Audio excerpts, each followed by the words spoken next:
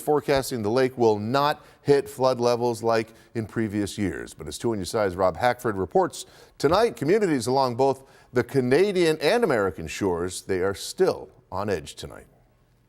That forecast from the International Joint Commission is a good omen for communities like Olcott and Newfane, which have built up quite a bit of resiliency to flooding in recent years. But they don't want to see the water return to the height that it had previously been. Work is still going on, again, with those water levels higher than average right now.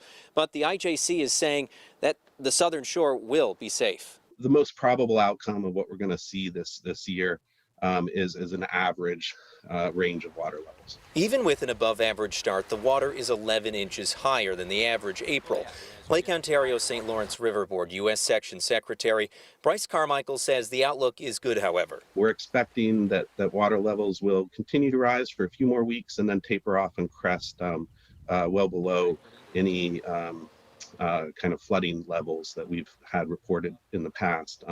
So we probably will see, a few more inches, up to maybe 6 to 8 inches more at most, I would expect, over the next few weeks. The higher start to the season did surprise some, like Ed Pettit, who had new stone and sandbags put in over the past 2 weeks after his rear frontage started eroding. 2 weeks ago, when we saw how close it came to the house, that really concerned us.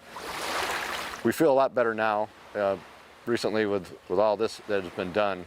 I can't imagine them having Lake Ontario waters hold anymore.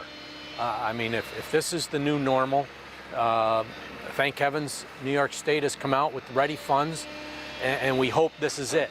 That's Newfane Town Supervisor John Syracuse, who has seen over the past several years his community adapt. $16 million from the state's Ready Fund, a resiliency program, were used to beef up the area.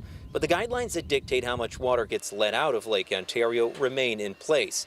They were blamed for flooding back in 2017 and 2019, but those guidelines just finished phase 1 of a review. Phase 2 will look at what potential modifications might be recommended that would help the plan handle some of these extreme conditions a little bit more efficiently and respond maybe a little bit quicker, because I think that was some of the criticism as well, that the plan and the board weren't being proactive enough. Because if this is the new normal, people like Pettit can't see it get any worse. In Newfane, Rob Hackford, Channel 2 News.